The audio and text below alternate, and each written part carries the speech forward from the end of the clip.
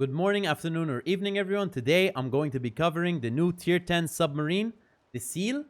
It is a British submarine. It was real. Of course, it's a submarine. Speaking of this patch, though, there are 4 submarines I'm able to cover. So you're going to see 4 submarine videos this week. Now, you can, of course, not click on them. You don't have to.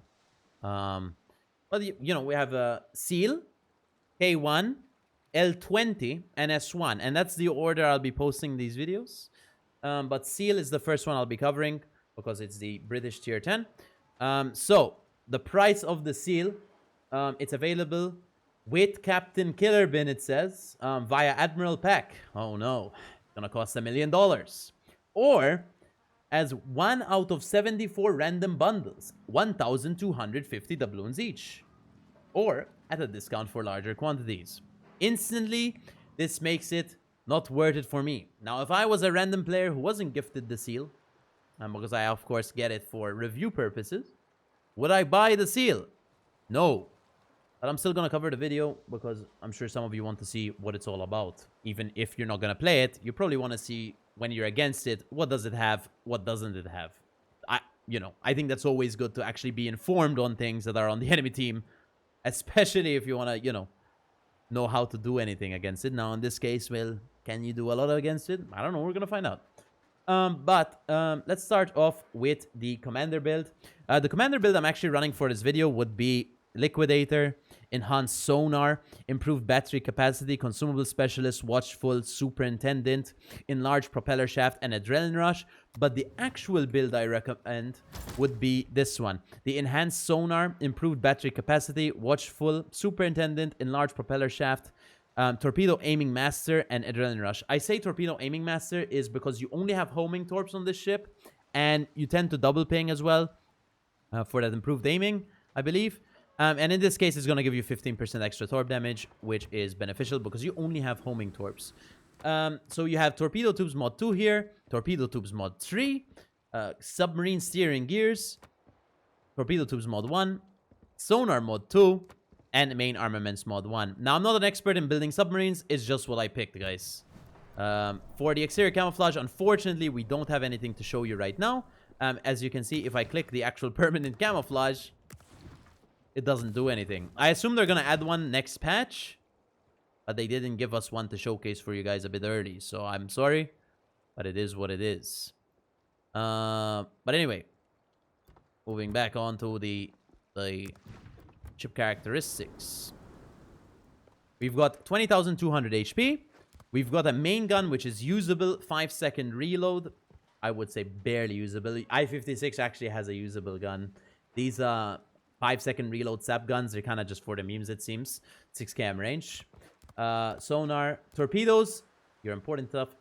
13-kilometer range. You have 6 torpedoes on the front. If we actually go on an underwater port, maybe designer's table, so we can actually see, we've got 6 launchers on the front right there. We do have 6 loaders, so they're going to reload all at the same time. We don't have any launchers on the back, unlike, for example, the other Tier 10 British submarine, the Thrasher, who has a launcher here and some launchers here. And we also have the launchers on the front. It has 8 launchers on the front, but it reloads 4 at a time. Seal, we look at the damage, by the way. They're also only homing torps. Let's go back into the normal port because this port is a bit slow. There you go. You have 6 loaders, so they're going to all reload at the same time. But it does take 63 seconds to reload the torps. So you're like, wait, but Thrasher reloads 4 torps and it's 34-second reload. So what do you get? Well, Thrasher's torpedo damage is actually 8,000, whilst Seal's torpedo damage is 14,000 on homing torps, which I believe is some of the highest in the game for homing torpedoes. I don't really play subs, so I don't know if that's the highest, but it's some of the highest, 14,000 for homing torps. We've got 13-kilometer range on them as well. Maneuvering on the surface, 28.4 knots. So not the fastest. Actually, it's on par with something like Thrasher, actually. So one of the slowest. It still goes pretty fast. Underwater maneuvering, though, it is also slower than Thrasher. It only goes 16 knots, which I think is reasonable. But I mean, well, of course, in real life, I think they went like 1 knot. But, 16 knots is better than 40 knots on some of the other submarines. Concealment, we've got 6.1, making it also not the stealthiest on the surface, but of course when you're at periscope, that goes down to 2.2 kilometers. Let's go into the game in the Seal. Here we are on Okinawa in the Seal. This is the matchmaking if you're interested. We've got full tier 10 matchmaking. So the Seal, what do we have? We got 5-minute 30-second battery life. I believe the regeneration rate is actually pretty slow on the surface. So it's not like something like U4501 where it sits underwater. It uses its battery normally. But then when it comes to the surface, it gets a lot of battery back. This is something similar if you've watched Archerfish. Archerfish, when it goes underwater, of course, it uses 1 per second. But then when it comes up to the surface, it's like 0.2. The regeneration rate, I mean, you'll see it when we actually go down and come back up. It's quite slow, which, of course, is another balancing factor of it. But the main strong point, as you know, because I covered it already, but some of you, of course, skipped to the gameplay, is going to be your torpedo damage. 14k on homing torpedoes, which is quite high. Now, in this case, I don't have that skill, the captain skill that gives you 15% extra torp damage. Keep that in mind. When you get double ping, we're going to be double pinging people. So we would have gotten even more damage if we had those double pings. Sorry, if we had that captain skill. But before we continue, guys, I would greatly appreciate a follow to the channel, guys. Sorry, subscription to the channel because it's available for free.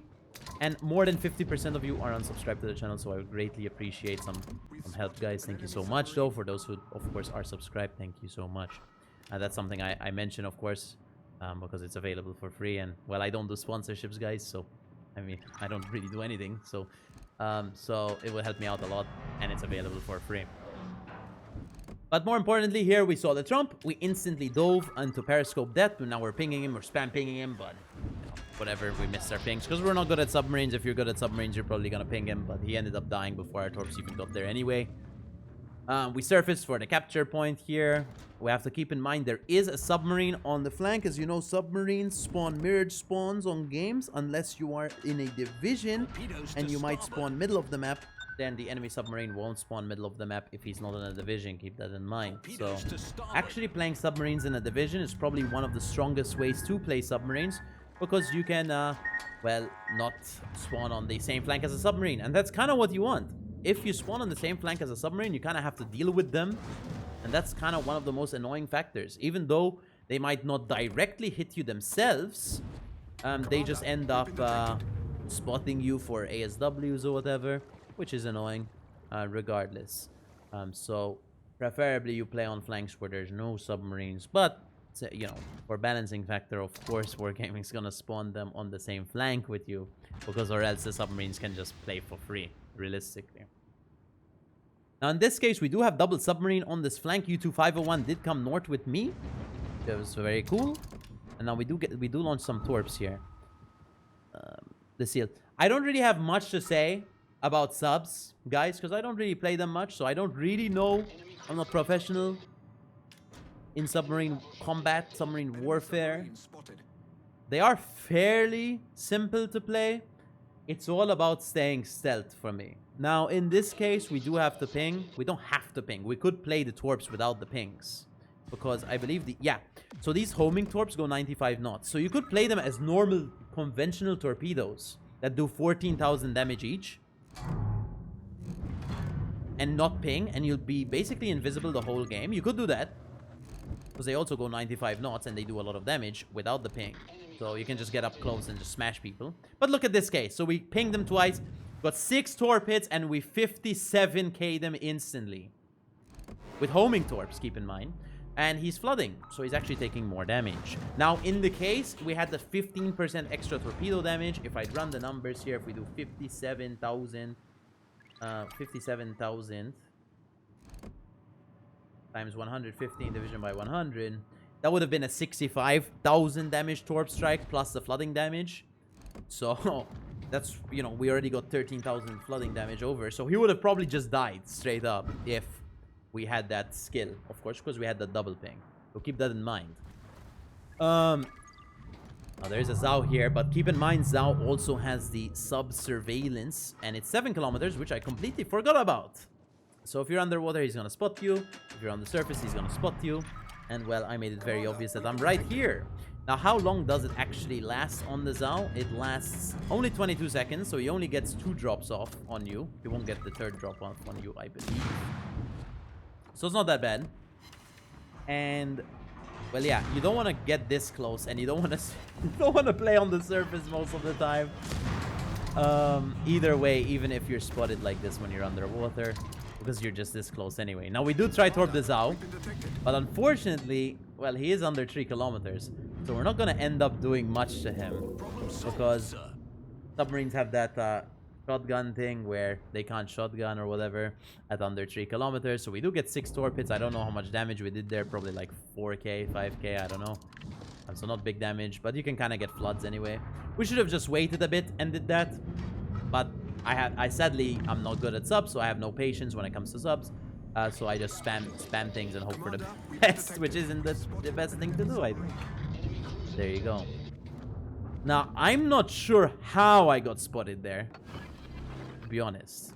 But I did get spotted for a second, which is very interesting. So now we're starting to ping this guy. I don't think we do much for a while, so I'm just going to skip this part till we actually do something.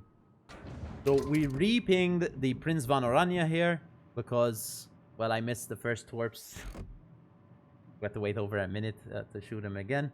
Now the U-2501 seems to have smashed him completely, and he is, well, at least he seems to be sailing in my torps. Now this ping was a horrible ping by me because I made the torps go behind him.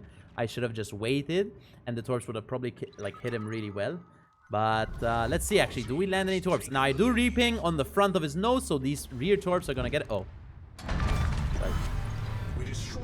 well, I guess I was coping about the pinging thing. So there you go. We're up to 93k damage.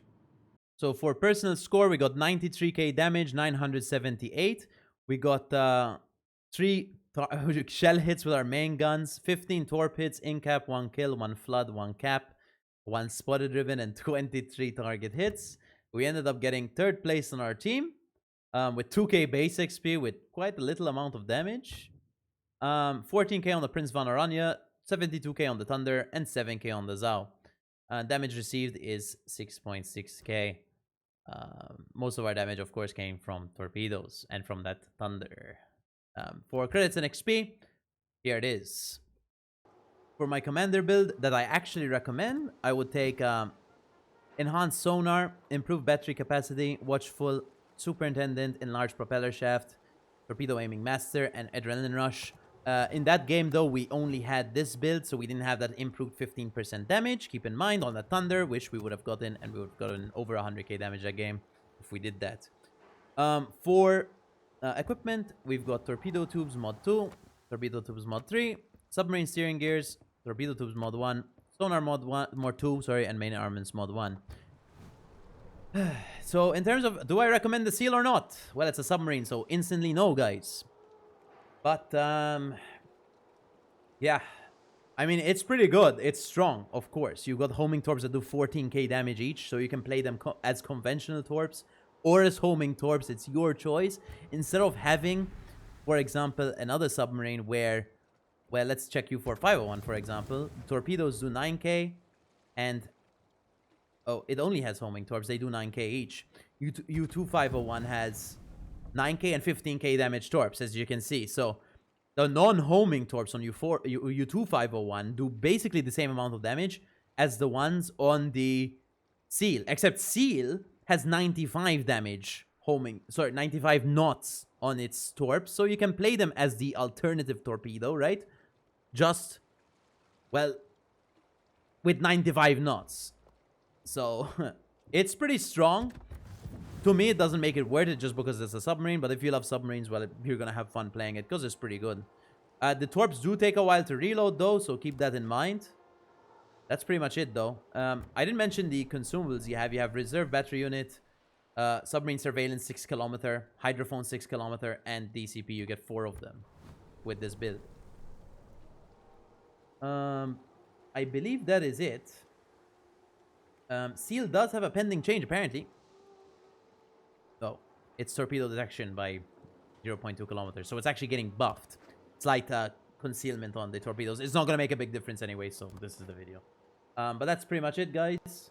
I hope you enjoyed the video, regardless if it's a submarine or not. I hope you kind of understand what it's about, so you know when you're playing against it. Don't try to not get pinged. And, well, that's kind of it, really. I mean, you can't really do much against submarines unless they're spotted. And when they're spotted, you can. When it's spotted, guys, please use ASWs. That's all I can say.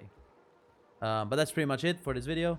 I'll see you in the next one, which is going to be a K1 video. How exciting. Big fan.